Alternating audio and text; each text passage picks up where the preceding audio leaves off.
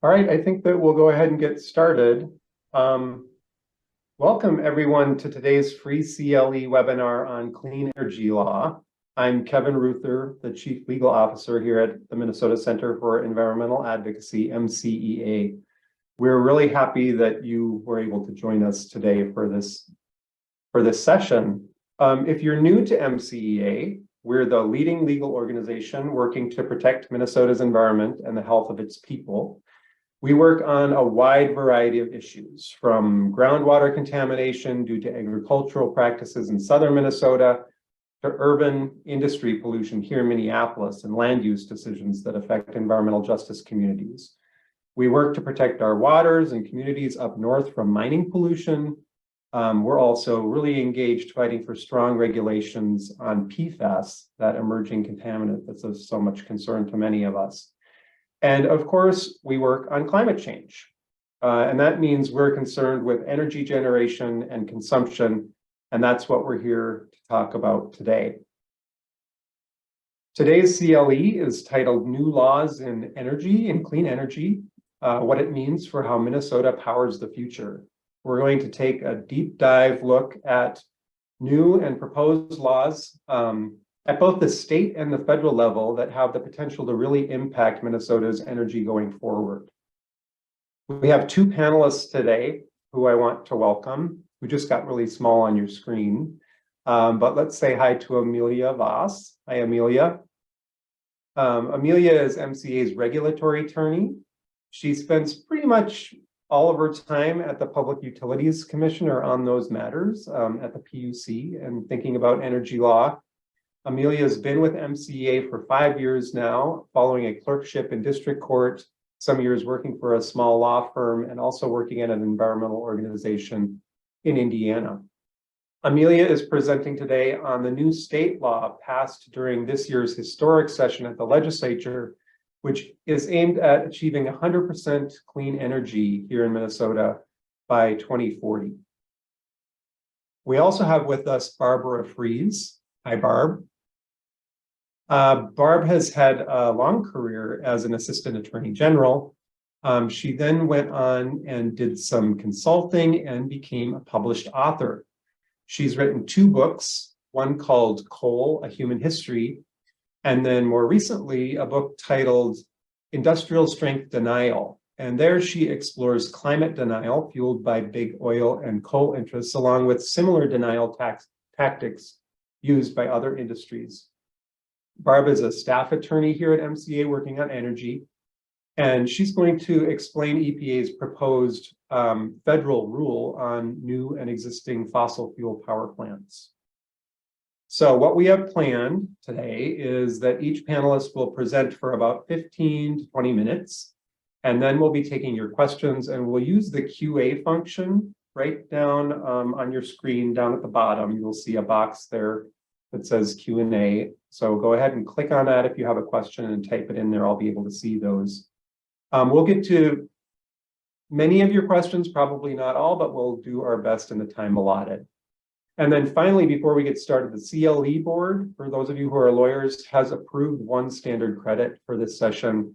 The event code is 490329, and I see Adam put it in the chat, so thanks for that. Amelia, let's go ahead and get started. Okay, great. Thank you, Kevin. Oh, I'm driving a little fast here. Okay. I'm going to talk about Minnesota's recently passed 100% law. And I want to start with just a very basic understanding of what it is before I dive into some of the history behind it. This is quite a paraphrase of the statute, which is longer and much more technical, but at its most basic, our new 100% law requires Minnesota's electric utilities to provide their customers with 100% carbon-free energy by the year 2040. So, with that understanding now for a little background, if you're wanting to look at the text of this law today, you need to go to the actual bill language that was passed because the law is so new it has not even made itself into our state code yet. So if you want to look at the text, I would recommend looking at Senate File 4 or House File 7, and I've included a link to that in the slides here. But once this is put into the state code by the reviser, you'll find the 100% law in Minnesota Statute 216B.1691, and it's going to be under subdivision 2G, which is a new subdivision that was added. And so the 100% law has kind of gotten a lot of different names. Everybody knew it as the 100% bill, but now that it's been passed into law, it's gotten a lot of different nomenclature. So you'll also hear it called the carbon-free standard. CFS is an abbreviation, the carbon-free law, and that's all referring to the same thing, this 100% law. And the concept was first introduced in the Minnesota legislature in 2019. And since then, advocates and legislators in Minnesota, including MCEA and many, many other fantastic advocacy organizations, have been working to get this passed at the legislature. And that finally happened this year in 2023. And the law was signed, or the bill was signed into law by Governor Walz on February 7th. And it had an effective date of basically the day following an enactment. So it was effective virtually immediately. It's effective as we sit here today discussing it. And the exciting thing about the 100% law is that it's a key provision that's going to allow Minnesota to get back on track with achieving its state greenhouse gas reduction goals. And I want to talk a little bit about what those are. So we had passed in 2007 the Next Generation Energy Act, and that had benchmarks in 2015, 2025, and 2050 for economy-wide greenhouse gas reductions. And so that's not just the power sector. Those goals are also for things like transportation, agriculture, industry. Across the state of Minnesota, we passed these greenhouse gas reduction goals. This year, those goals were updated by the Next Generation Climate Act, another very important law that MCEA and others were involved in passing. And so those reduction targets are now brought more into line with what we know we need to do in order to reduce the most catastrophic effects of warming. So now the 2025 target stays the same, but there's an intermediate target in 2030. And then the 2050 target has been updated to have the state achieve net zero or 100% greenhouse gas reductions by that date. And so the 100% law interplays with this by really helping the electric power sector achieve decarbonization quickly. And that is really important because many other climate solutions really depend on electrification, and having that electricity that's supporting this electrification be clean energy. So we know from the scientific data, particularly from the Intergovernmental Panel on Climate Change, that we really need to aggressively decarbonize the electricity power sector first. And that's what this 100% law really helps us do here in Minnesota. So I also wanted to include this slide because if you were watching the news or Almanac or watching any of the legislative hearings on this bill, a lot of the naysayers were kind of saying this is a really far out there, way out there idea. And in fact, many of Minnesota's utilities already had plans that they had announced to do something very similar. So for example, Xcel Energy and Minnesota Power, two of Minnesota's investor-owned utilities, both had already announced plans to have 100% clean electricity by 2050.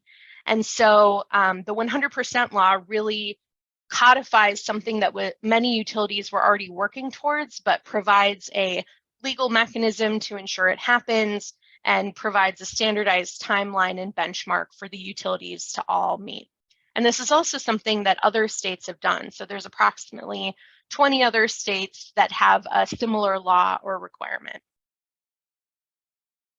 Okay, so now I want to dive into some of the nitty-gritty of how the 100% law actually works.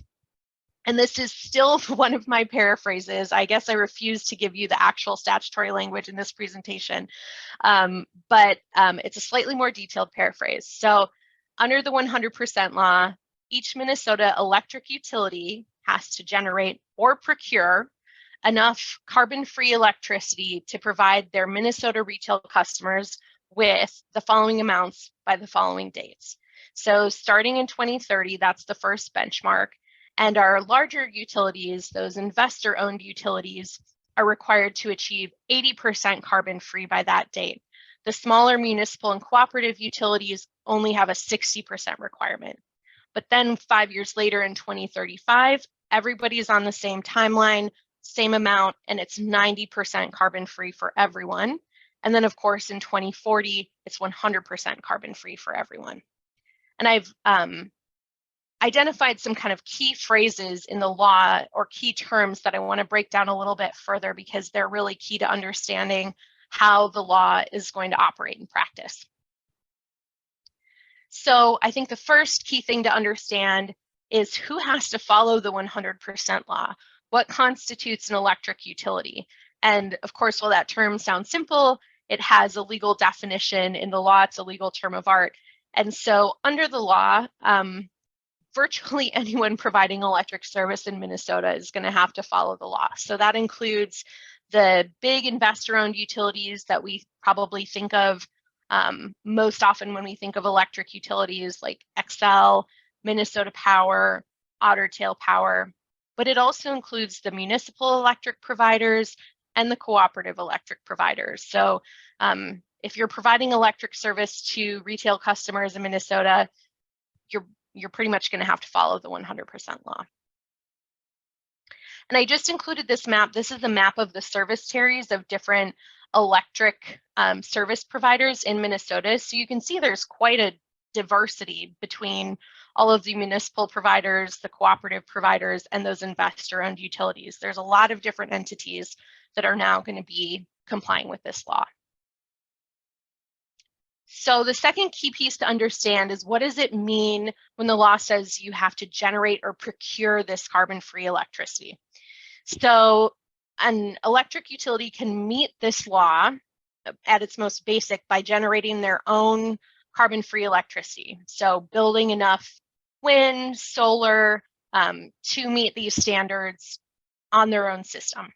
They can also purchase that carbon-free electricity from someone else, or they can utilize what's known as renewable energy credits, which is a process where someone who is generating clean renewable energy, when they generate that, they receive a renewable energy credit, and you can purchase that renewable energy credit from them. So as a hypothetical, Xcel Energy could purchase a renewable energy credit from someone who is producing wind energy in South Dakota, and they could use that amount that they purchased through that renewable energy credit to count towards their percentage goal.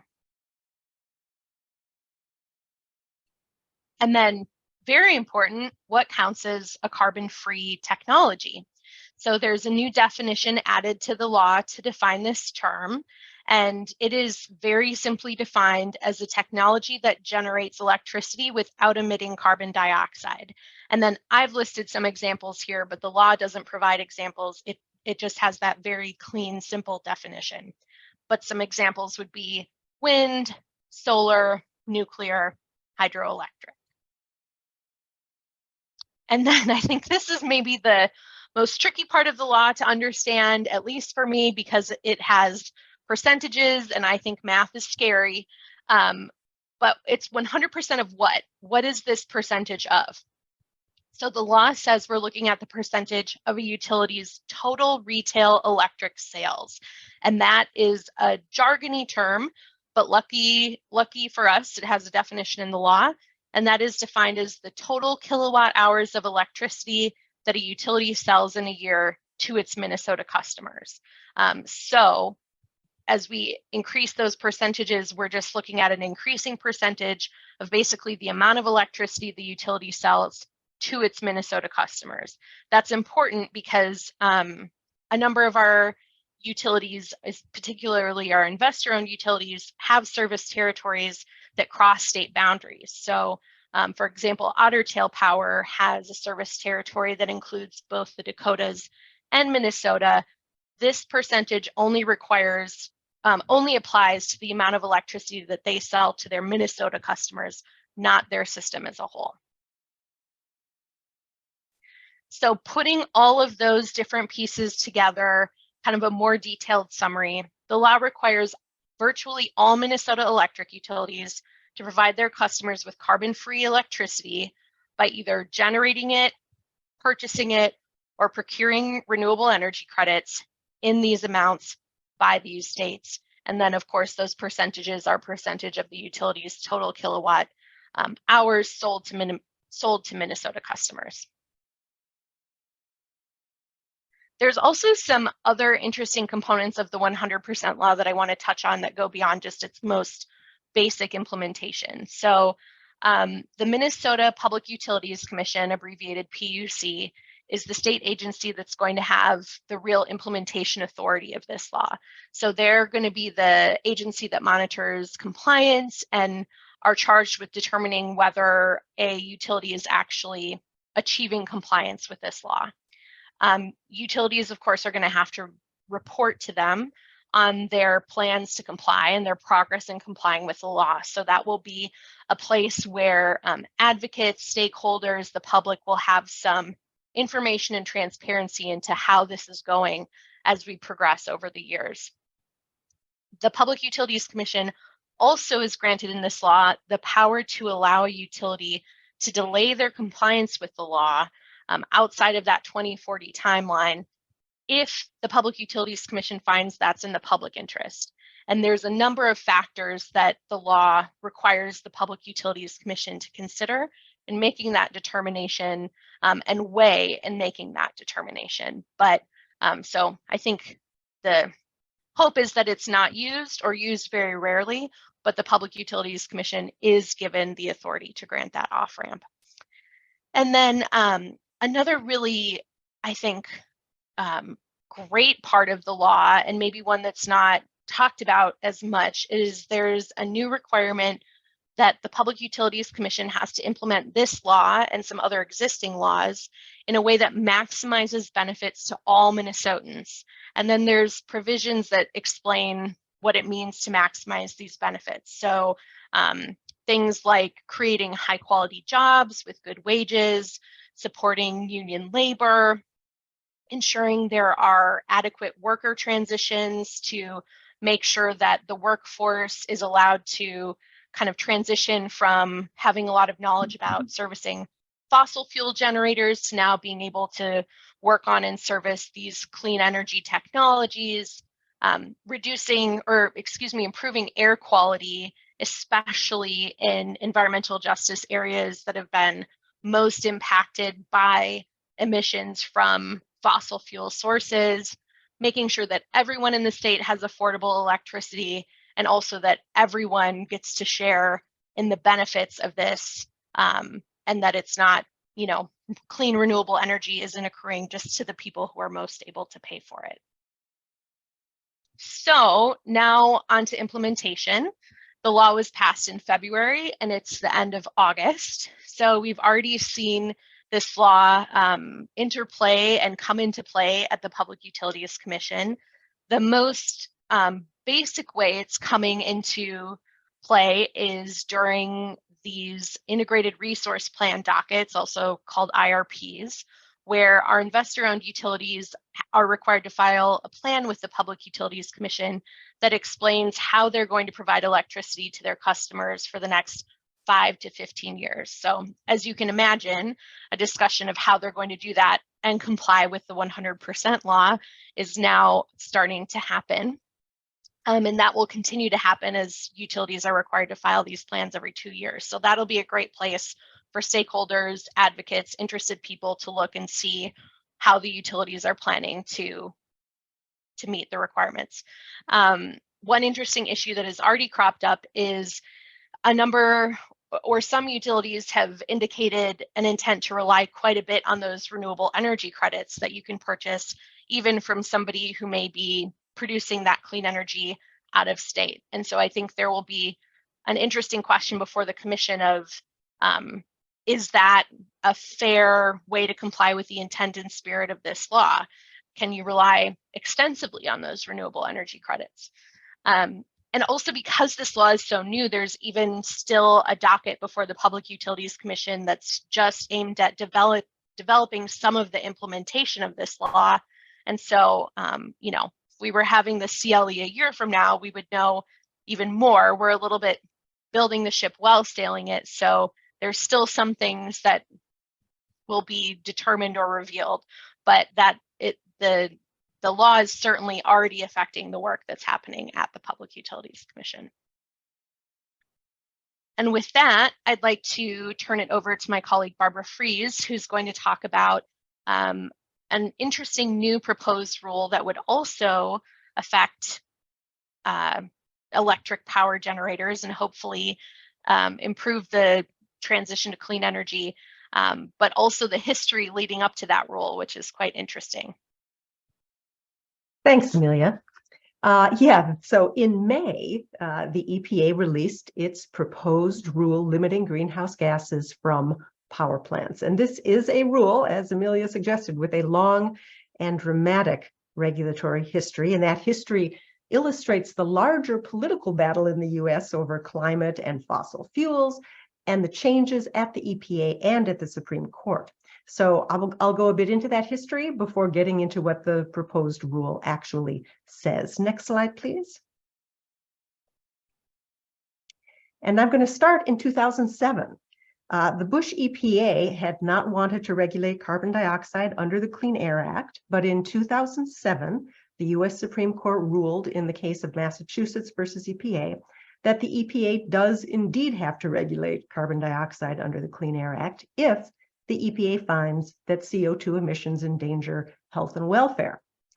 Bush was replaced by Obama, and in 2009, the Obama EPA issued that endangerment finding saying, yep, CO2 endangers health and welfare. And since that time, since 2009, the EPA has had not just the authority to regulate CO2 under the Clean Air Act, but an obligation to do so. And the EPA didn't do it immediately because Congress was considering climate legislation in 2009 and 2010, specifically a cap and trade law. But when that failed to pass, the EPA had to act. And it did so using its authority under Section 111 of the Clean Air Act, which authorizes two types of regulations. Under Section 111B, the EPA can issue new source performance standards for sources like new power plants. And under Section 111D, it can issue regulations related to existing sources, like existing power plants. And in 2015, EPA issued its first regulation of carbon emissions from power plants. And this was the New Source Performance Standard, or NSPS, for new plants, which required new coal plants to use partial carbon capture and storage. This rule is actually still in place despite litigation that was never really resolved. But since nobody's building new coal plants, this rule has been largely forgotten. Next slide, please. So under both Section 111B for new plants and 111D for existing plants, the EPA has to determine what it calls the best system of emission reduction, or I'm sorry, what the statute calls the best system of emission reduction, or BSER. And then it sets emission limits based on what would be achieved if the BSER was applied to the source category. So how does EPA decide what is BSER? Under the Act, it has to have been, quote, adequately demonstrated. But courts have said that does not mean it has to be in actual routine use somewhere, and that the EPA can project future developments in the technology.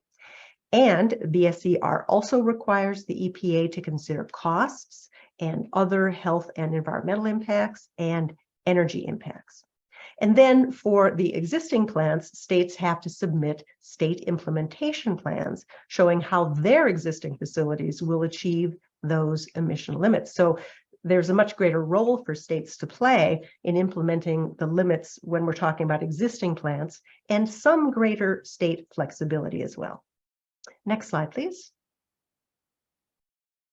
So in addition to that NSPS for new coal plants I mentioned, in 2015, the Obama EPA finalized what it called the Clean Power Power Plan, which applied to existing power plants. And it decided that the word system in Best System of Emission Reductions was sufficiently broad that it could encompass shifting of generation from higher to lower emitting sources, basically shifting from coal plants to gas plants and to renewables. And in fact, that was already happening in the sector. And the EPA looked at how much generation shifting was affordable, and it set state-specific emission limits based on that. And ultimately, it was aiming for a roughly 30% reduction in power plant emissions. And it would allow states to use emissions trading to achieve these limits. The Clean Power Plan was immediately challenged, of course. And in 2016, the Supreme Court stayed the Clean Power Plan while it was being litigated in the lower courts, which was a pretty unusual move, staying a rule while it's still being litigated below. It was also an illustration of how things had changed at both the EPA and at the Supreme Court since 2007. In 2007, you had a reluctant EPA reading the Clean Air Act narrowly, and a Supreme Court pushing it to regulate CO2 using a broader reading of the law. By 2016, you now had a very different EPA using a broader interpretation of the law to regulate CO2 and a very different Supreme Court blocking that regulation. Next slide, please. And then, of course, the political winds shifted. And in 2019, the Trump EPA replaced the Clean Power Plan entirely with what it called the Affordable Clean Energy, or ACE, rule.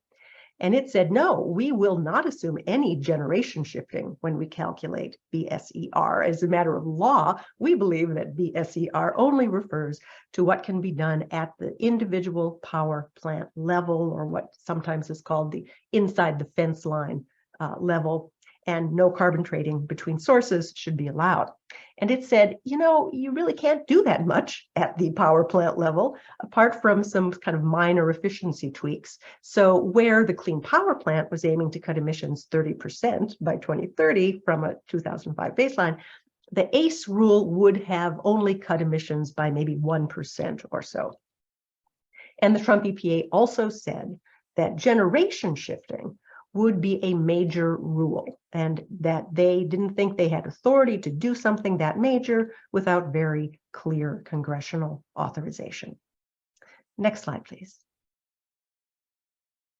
And then the political winds shifted again. The ACE rule, which repealed the Clean Power Plan, was challenged. Eventually, the DC Circuit Court, in a decision called American Lung Association v. EPA, issued a ruling rejecting what the Trump EPA had done and vacating the ACE rule. The Circuit Court said, no, BSER is not limited under the law to what can be done inside the fence line. Trading is an okay compliance mechanism, and generation shifting is not a major question that requires some higher degree of clarity of congressional authorization. So here, like in 2007, we have a federal court pushing a reluctant EPA to use a more expansive interpretation of the Clean Air Act to regulate CO2. But that was just the Circuit Court and not the Supreme Court, and the Supreme Court would soon take a very different view. The day after the American Lung Association decision came out in January of 2021, President Biden was sworn in, and the Biden EPA asked the court to keep the Clean Power Plant vacated because its deadlines had passed, its emission reduction goals had already been met years ahead of schedule, and the Biden EPA planned to write a new rule anyway. But despite this, the Supreme Court still decided to hear the appeal. Next slide, please. Which brings us to West Virginia v. EPA, which the Supreme Court decided in June of 2022. It held in a 6-3 decision that generation shifting away from high carbon to low carbon to zero carbon generation is a major question, and under its newly articulated major questions doctrine, that required clear congressional authorization for an agency to act. And for all practical purposes related to this rule, it held that BSER is basically what can be done inside the fence line to reduce emissions. I put an asterisk on this finding because the court didn't actually define the outer scope of BSER in other contexts, but in the context of this rule, it's pretty much limiting the agency to focusing on individual power plants. So now in 2022, I'm sorry, could you go back a little bit? Now in 2022, we have an EPA eager to use a broad definition of the law to regulate carbon, and a Supreme Court telling them they can't, they need to use a more narrow definition. And so the Biden administration drafted the proposed rule in May to conform to these limits. But West Virginia v. EPA is considered a landmark decision, not just because of its impact on this rule, but because the major questions doctrine looks like a pretty fundamental shift in the court's willingness to defer to agency interpretations of their statutory authority. And it can be applied well outside the environmental realm. And in fact, it was invoked again by the Supreme Court in recently overturning the Biden administration student loan forgiveness policy. Next slide, please. But back to this rule, first we had the Clean Power Plan, then we had the ACE rule, and now we have a rule that doesn't really have a name. No nice catchy title, just a really long official name that nobody uses. I've given you the Federal Register citation to the preamble here, but I recommend you just go to the EPA web page, which calls this rule Greenhouse Gas Standards and Guidelines for Fossil Fuel-Fired Power Plants. If you Google that, get to the site, you'll find links to more information on this rule than you will ever have time to read. The proposal covers existing coal plants, existing gas plants, and new gas plants. But the rule, to be clear, doesn't actually divide it quite so neatly between coal and gas. If you look at it, the EPA talks about steam generating units and combustion turbines. But almost all steam generating units burn coal, and most combustion turbines of any size burn gas. So for simplicity, I'll be focusing on coal plants and gas turbines. Now, the Biden EPA knew it had to focus on inside the fence line measures that a power plant could implement, which means it had to use pretty much the same interpretation of the law that the Trump EPA used.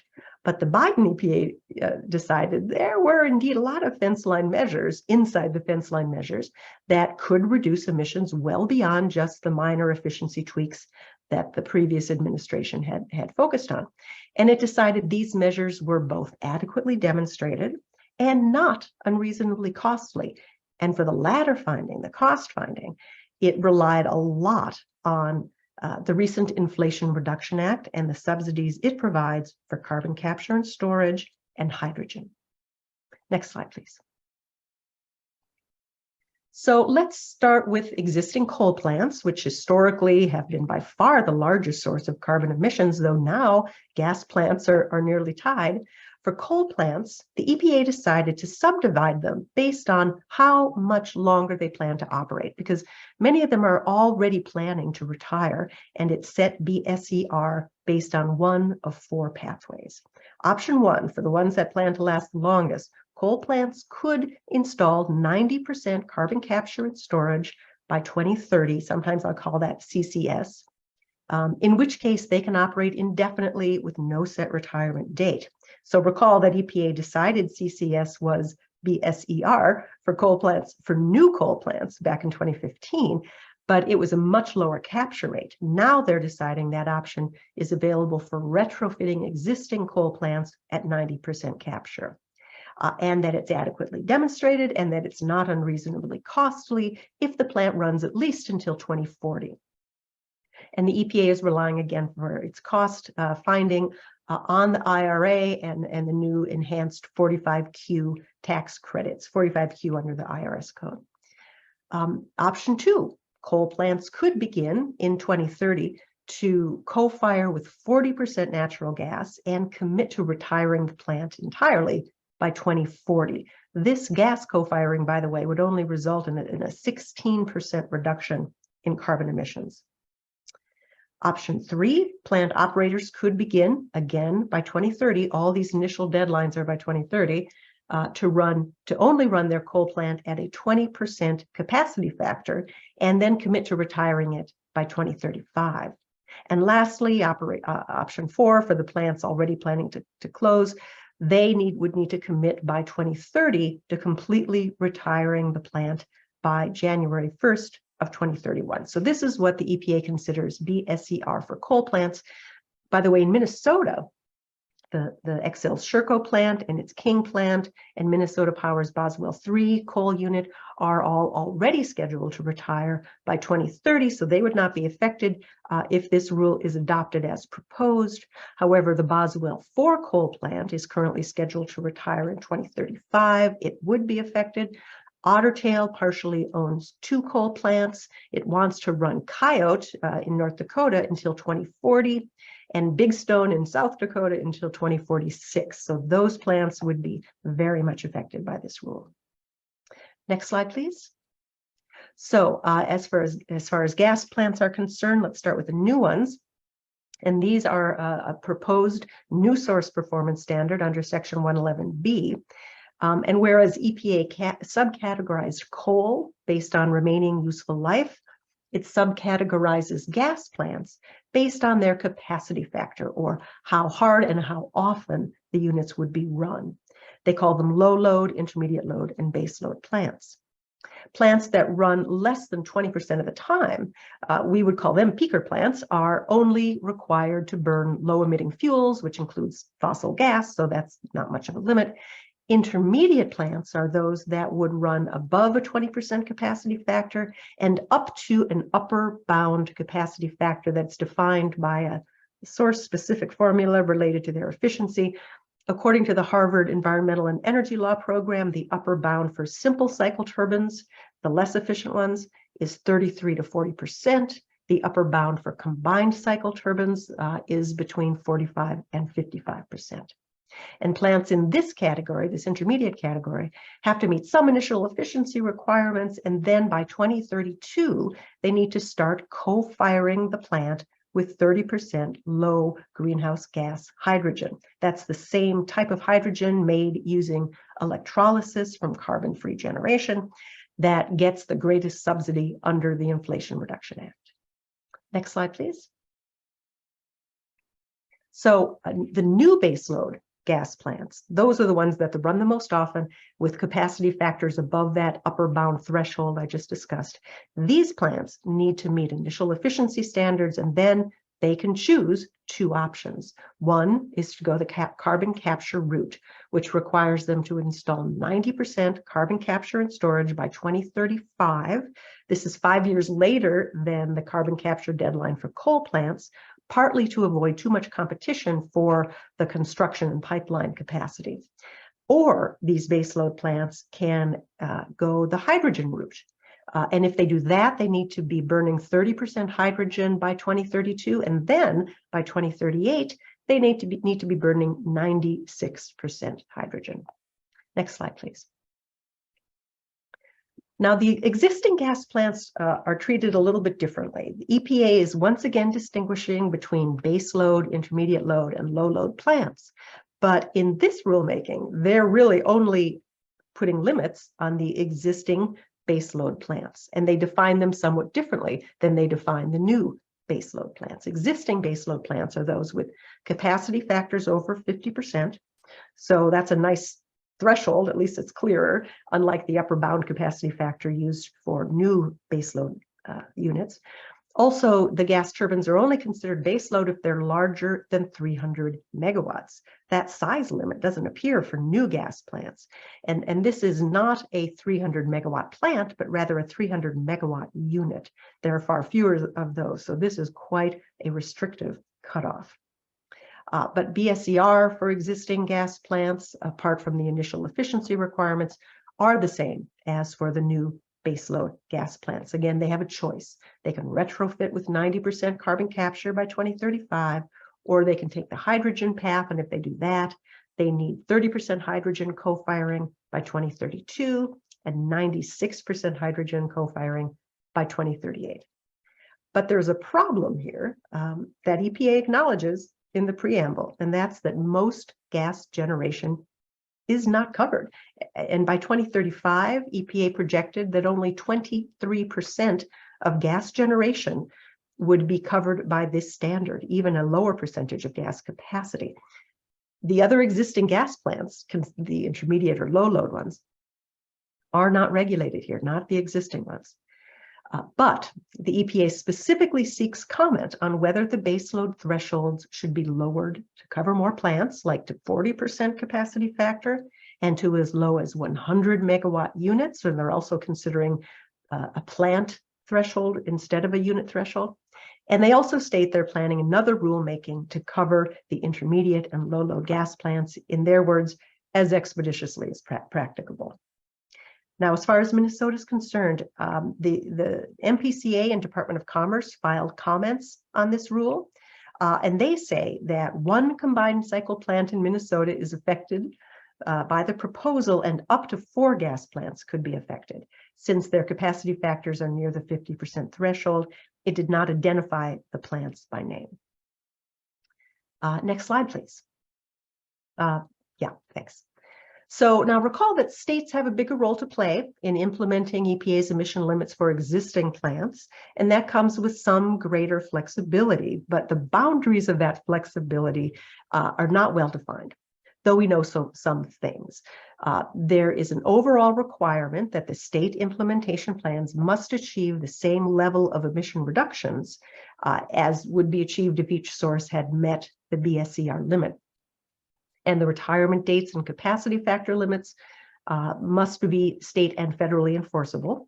And SIPs have to include increments of progress and milestones toward compliance.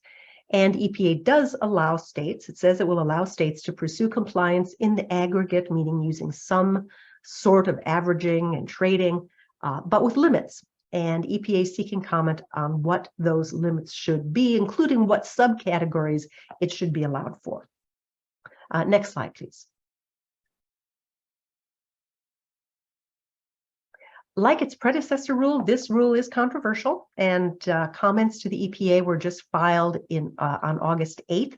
You can see them at regulations.gov using the docket number at the bottom of this slide. With respect to coal, the deadlines for compliance are obviously an issue. Many want them sped up. The gas co-firing option is controversial given the minimal emission reduction. With respect to gas, there's again controversy over deadlines, lots of controversy over the rule's coverage or lack of coverage. So lots of commenters seeking to reduce the capacity factor or megawatt threshold, or to at least apply them to the whole plant and not just to a single unit. There are environmental justice issues raised by this rule, including the concern that trading, carbon capture, hydrogen could end up extending the life of power plants that really should just retire, and in that way extending their local pollution impact. And from the industry side, there are arguments that carbon capture and hydrogen just have not been adequately demonstrated, or that the costs are still not reasonable, even with subsidies. And they raise concerns about the reliability of the grid if this accelerates the rate of coal plant retirements. Next slide. So what's next? EPA says it plans to finalize this rule by June of 2024. It will no doubt be sued if not before then, and that suit will eventually go to the Supreme Court. Meanwhile, unless the rule is stayed, SIPs or states will be working on their implementation plans, which will be due 2 years after the rule is finalized. Meanwhile, the climate crisis will be intensifying, and I mention this not to end on a dark note, but because we cannot assume that the ongoing controversy is going to happen in a vacuum. It will be happening against a backdrop of growing crisis, which could very well impact this rule and all the other economic, political, and technological trends that are simultaneously affecting the power sector. And with that, I guess I will turn it back over to Kevin for questions and answers. All right. Thanks so much to both of you. That was great, very informative, and we do have a lot of questions. So I'm not sure that we're definitely not going to get to them all. I apologize in advance for that, but let me just jump right in. And Amelia, I'm going to ask you maybe first, so go ahead and take yourself off mute. There's a question about the 100% law and compliance, and how co-ops or maybe even the larger utilities, if they have existing contracts, are going to comply. Let's say that there's a contract with a coal plant in North Dakota or whatever. what's envisioned there? Well, I don't know that the law speaks to that directly, but I think the vision is that the utilities that have negotiated those contracts start looking at whether they can get out of those contracts, what that timeline needs to be, what the process is. I don't think that there certainly isn't a written exception that just because you've contracted to be in a coal plant long term, that's going to excuse you from compliance. So I think that's going to be on the individual utilities to start looking at what their options are and making some prudent decisions in that way. I suppose it may also be an opportunity for the use of the RECs. And we have a lot of questions about the RECs. Maybe this is to both Barb and Amelia. First of all, there was a question about whether or not you could get a renewable energy credit from generation from a carbon-free source. So for example, does nuclear generate a credit? And I'm assuming that it does not, but is the law specific about that? And can you just confirm what counts as a renewable energy credit? Barb, do you know off the top of your head which generation sources are eligible? I do not believe nuclear would count for renewable energy credits. So if you are Xcel and you're generating your own nuclear energy, that does count as carbon free. But the definition of renewable energy credit was not expanded to include all carbon free generation. It was tweaked a bit, but it is still a renewable energy credit. You identified this area, Amelia, as controversial. There's questions about whether or not it will come up in a general docket. Are there going to be opportunities to comment to the PCA about how RECs are considered in general, or will it be case by case, or don't we know yet? I think it will be both. We don't know yet what the Commission is going to issue a notice for comment on in terms of the general implementation of the 100% law that I mentioned is still kind of being carved out in that docket 23-151. I think this could certainly be a topic for discussion there because I do think it's going to be a hot topic, but it'll also absolutely come into play in individual dockets unless and until there's very clear guidance about how RECs are going to operate in this whole system and whether you can really rely heavily on those RECs. Great. There's a question about, again, compliance with the 100% law, whether you've heard anything about any of the utilities, maybe Minnesota Power, relying more on hydro, and would there be new hydro in Canada? There's a concern about that. And how that impacts Native communities in Canada. Has anybody heard anything around hydro? I haven't personally, but I also haven't been paying a ton of attention to Minnesota Power and any statements they've made about compliance. So that could exist, and I'm just not aware of it. Barb, are you? Yeah, I'm trying to recall. I know that there was a tweak to the definition of renewable energy with respect to hydro, and as I recall, they were allowing more of it, but not new hydro. They were trying to limit it and not make that happen. But I have to say, I'm not 100% sure of that. Cool. And I'll just say too that sometimes with the questions that we don't get to, we can follow up with emails, and so some of these, if we don't know the exact answer, we can check on and get back to you if you were one of the questioners here. Sticking with the 100% law, what do you think about the 2040 date? Is it the right date? Is it the right date for climate? On the other hand, is it too soon for reaching the goal? And maybe, Amelia, you can talk a little bit about transmission and the challenge with transmission. Yeah, so I think it's a good date. I don't know that it's the perfect date. It's later than a lot of other targets, including the IPCC and, President Biden have said we need to decarbonize the electric power sector.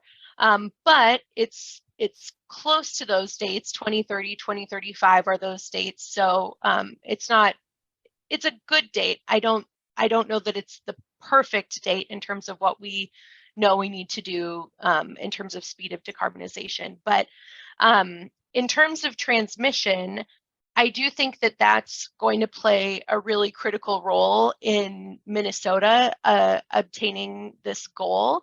There's quite a large number of new transmission lines that are coming down the pike from MISO, the regional electric grid operator. There's 3 lines slated for Minnesota imminently, and then there's a number of lines that are location to be determined, but that will be coming, within the next decade.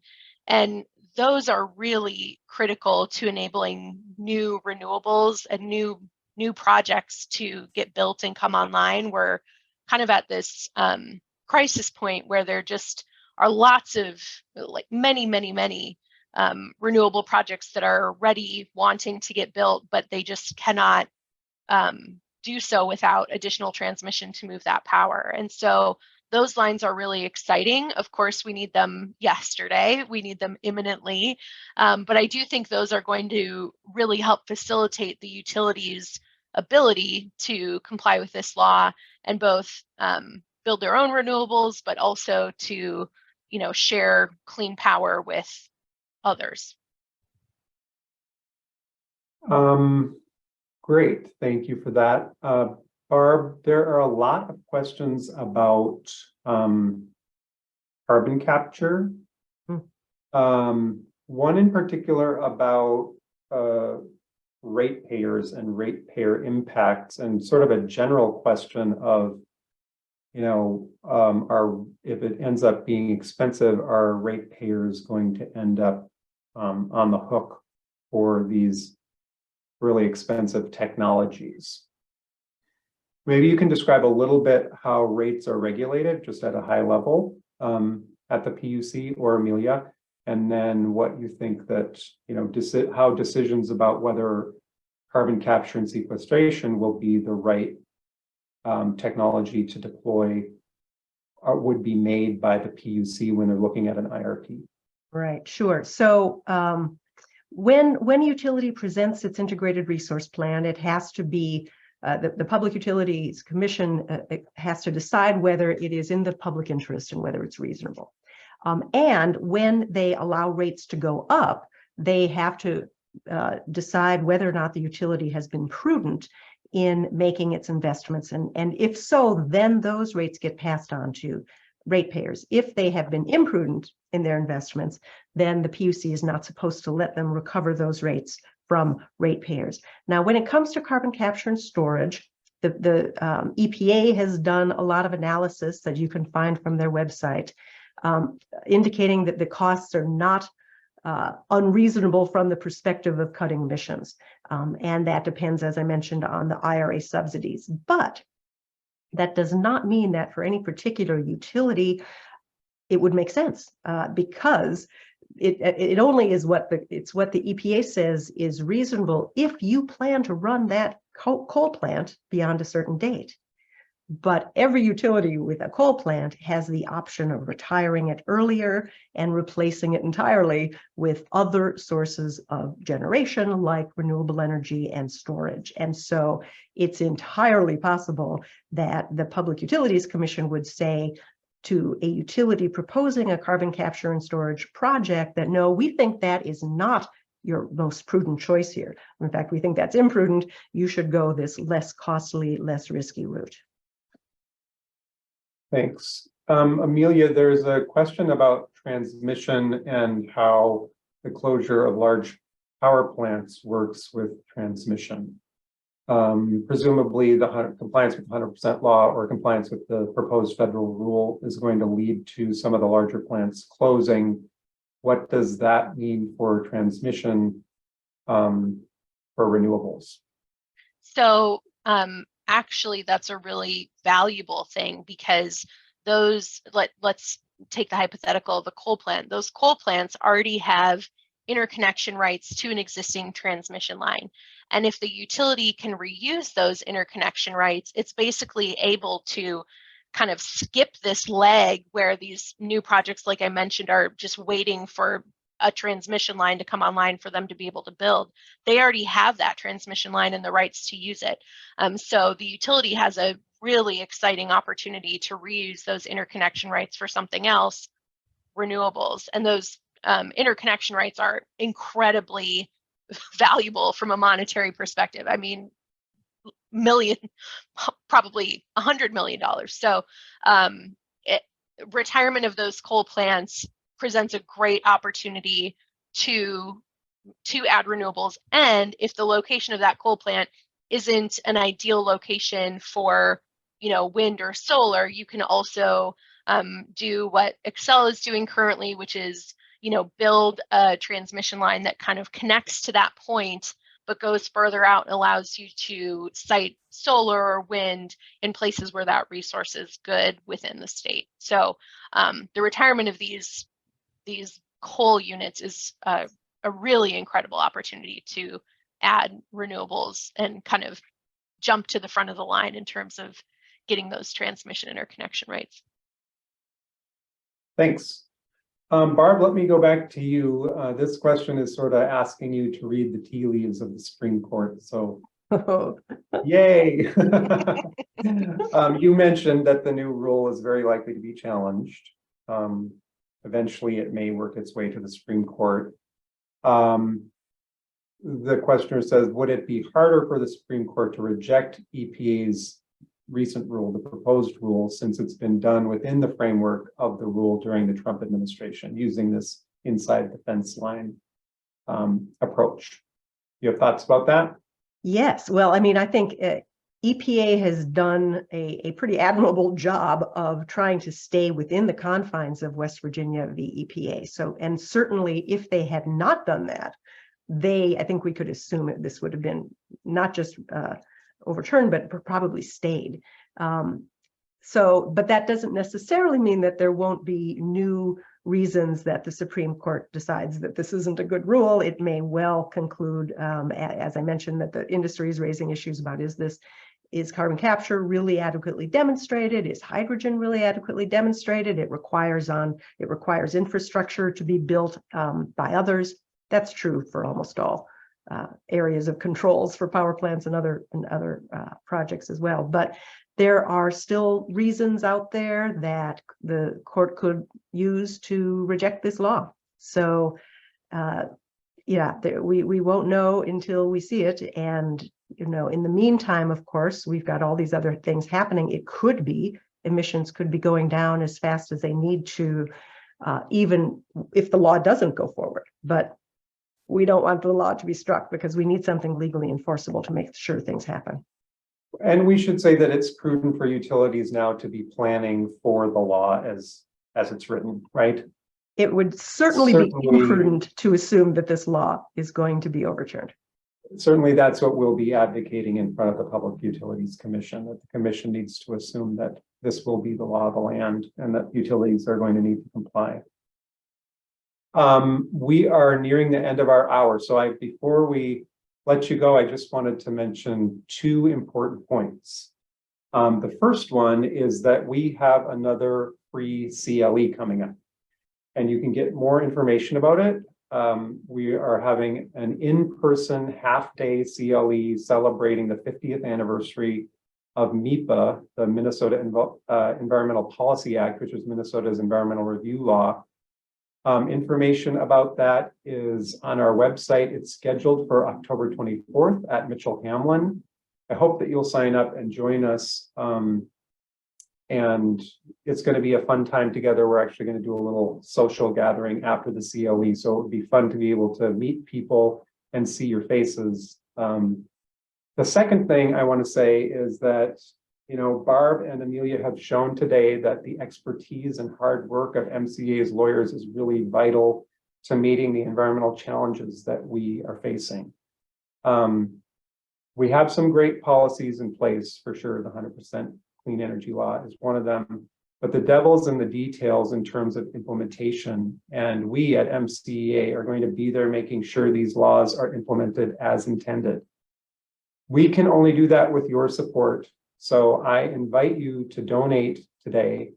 You can do that at the link in the chat, or you can go to our website, mncenter.org. We make it very easy to donate, and I welcome and invite you to do that. Thank you so much for joining us today. As you leave the webinar, you'll get a short survey. We'd really appreciate it if you fill that out. It helps us make these relevant and better. And I wish you a good, muggy, hot day if you're here in Minnesota. Thank you.